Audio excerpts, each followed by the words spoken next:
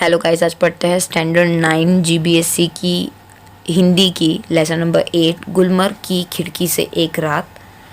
कुछ जगह होती है जिन्हें आंख एक बार देखती है और चौंक उठती है, फिर धीरे धीरे परिचित होकर उदासीन हो जाती है। गुलमर्ग ऐसी ही जगह नहीं है।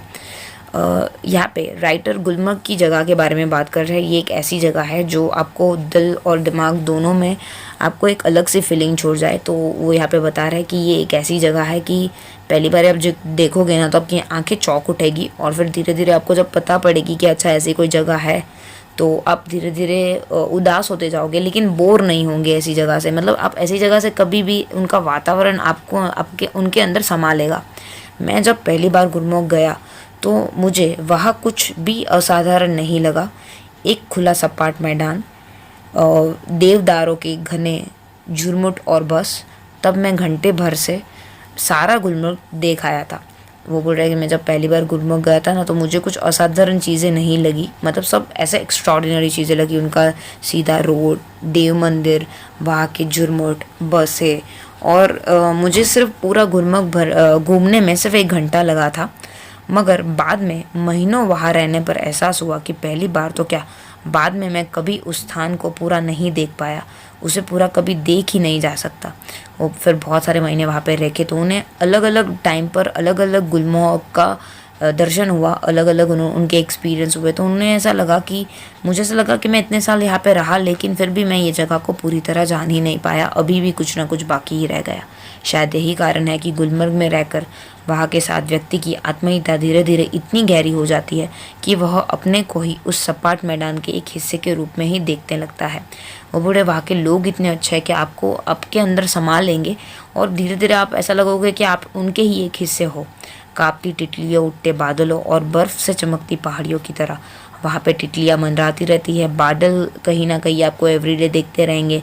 जो बर्फ़ की जो पहाड़ियाँ हैं वो आपको एक चमचमाती सी एक लहर सी दे जाएगी। तो ये सारी चीज़ें आपको देखने को मिलेगी। और दूसरे वह पूरा विस्तार जिनमें वह स्वयं भी रहता है और उसे अपने में समाया सा लगता है, और ये सारी चीज़ें मानो आपको अपना बना रही हो, अपने में समा लेती हो, वैसा उन्हें एहसास होता है।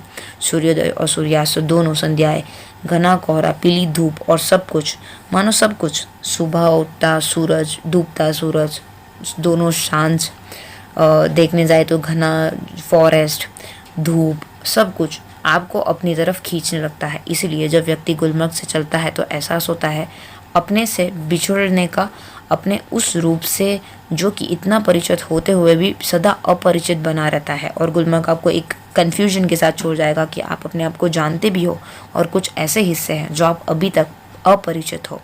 गुलमर्ग में अपने फूल बनकर उगते हैं, हरियाली के आर पार, लाल लाल छतों के ऊपर, आकाश में। गुलमर्ग के अंदर एक्चुअली सपनों के फूल उगते हैं। मतलब देखने जाएंगे तो हर जगह पे हरियाली के फॉर्म में या फिर छतों के ऊपर, आकाश में। मतलब लोग एक उम्मीद से आते हैं यहाँ पे, आंखें मुग्ध होकर देखती रहती है और फूलों में नए नए रंग भर आते हैं। बस आपको देखते ही रहना है। आपको अलग अलग तरीके के फ्लावर यहाँ पे देखने को मिल सकते हैं। अलग अलग वातावरण के नए नए अवतार देखने को मिल सकते हैं। वातावरण में नई नई कोपलें फुट आती है और हर क्षण एक नए अनुभव, नए रोमांच की सृष्टि होती है। आपको हर पल कुछ ना कुछ एक्साइटिंग नया सा देखने को मिलेगा। बादलों के पोटिकों के नीचे लोग बाहें फैलाए घास पर बैठे हैं। दूर दूर तक सैलानियों की पंक्तियाँ घोड़े दौड़ती नजर आती है।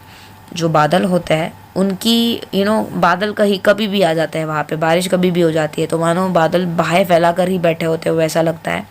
और आप जब दूर दूर तक देखोगे ना तो आपको फॉरेनर्स या फिर आपको जो ट्रैवलर्स होते हैं या प्रवासी होते हैं वो आपको पूरे लंबे घोड़े पर बैठे नज़ारे का दर्शन लेते हुए आपको देखेंगे ही दिखेंगे। और दूर तक देखोगे तो आपको उनकी लंबी लंबी कतारें देखने को मिलेगी। रंगों के कुछ बिंदु हरियाली के पट पर जहाँ जहाँ छिड़के हैं, सहसा प्रकाश की नन्ही नन्ही पारदर्शक बूंदें पड़ने लगती है। रंगीन बिंदुओं का पूरा विस्तार एक बार सिहर जाता है और अपने को समटने लगता है, और हरियाली का अपना सपना कुल्हाने के फूल में बदल जाता है। मैदान सुरमई आभा ओढ़ लेता है। यहाँ पे प्रकृति का दर्शन करा है कि जब प्रकाश होता है तो जो नन्ही नन्ही बूंदें होती है वो किस हिसाब से चमकने लगती है। हरियाली कैसे बादलों को फूलों के फॉर्म में बदल देती है, पानी को, और जो मैदान होते हैं वो कैसे ग्रीन छाया पहनकर मानो एक पूरी कंबल ही उन्होंने पहन ली हो मैदानों ने। चारों तरफ ऐसे ढूंढ ही ढूंढ होती है बेबस होकर, जो पगडंडियों की पतली पतली नरम बाहें, जब तक बादल बरसेगा बाहें फैली रहेगी ऐसी ही कोमल विस्तृत और निशाल। यहाँ पे बोल रही है जब तक बारिश होगी तब तक ये बस ऐसे ही खुले रहेंगे बादल की बारिश की राह में। सूरज चमकेगा तो फूल में से नया सपना जन्मेगा। सूरज आएगा, बारिश तो वहाँ पे बहुत ज़्यादा होती रहती है, तो सब जो फूल भी होते हैं, पेड़ पौधे, सब सूरज की रोशनी की ही अपेक्षा करते हैं। वो राह देखते हैं कब सूरज निकलेगा। आकाश में बादलों के नन्हे नन्हे द्वीप उधर उधर भटकते फिरेंगे। भेड़ों और बकरियों के रेवड़ पगडंडियों तक जाएंगे और यहाँ पे भेड़ बकरियाँ देखने को मिलेंगी। आकाश में बादलों का माहौल ही छाया रहेगा, बस जो वाटर वेपर होगी वो इधर से उधर इधर से उधर, सिर्फ सब राह देख रहे होंगे तो सिर्फ सूरज की। दिन रात की प्रतीक्षा करता सा प्रतीत होता है। जो दिन होता है वो रात की और रात दिन की प्रतीक्षा कर रहा होता है। रात आएगी तो सब कुछ खामोश हो जाएगा। मैदान की वह खामोशी भी जो दिन के समय इतनी वाचाल हो जाती है, रात आएगी तो सब शांत हो जाएगा और मैदान भी खामोश हो जाएगा। और जो दिन आएगा तो वापस से सब शोरगुल लेके आएगा। तो सब ये सब चीज़ों की राह देखते रहते हैं। गुलमर्ग की वह रात मुझे कभी नहीं भूलेगी। मैं होटल की खिड़की में खड़ा था। दूर, बहुत दूर सामने से एक बरसती घटा मेरी तरफ बढ़ती आ रही थी। गुलमर्ग पे एक्चुअली एक दिन यहाँ पे जो हमारे राइटर नरेटर है वो होटल की खिड़की पे खड़े होते हैं और उन्हें दूर तक एक बरसती उनकी तरफ आती हुई दिखती है। मैं प्रतीक्षा कर रहा था कि कब वह मुझ तक पहुंचे और मुझे अपने में लपेट ले। मैं सोच रहा था कब ये बारिश आए और मुझे अपने में समेट ले। बरसती घटा में गिर जाने में बड़ा सुख मैंने बहुत कम जाना है और मैं वहाँ पे गिर गया और मुझे नहीं लगा कि मुझे उससे ज़्यादा अधिक सुख कहीं मिलेगा। घटा ऊपर से गिर आए और व्यक्ति को छोटा करके उस पर छा गए और इसे अलग स्थिति है। इस बार आती हुई घटा का हर संकेत मेरे सामने था और मैं उसके बराबर का होकर अपनी खिड़की में खड़ा उसे बुला रहा था। आ आ आ।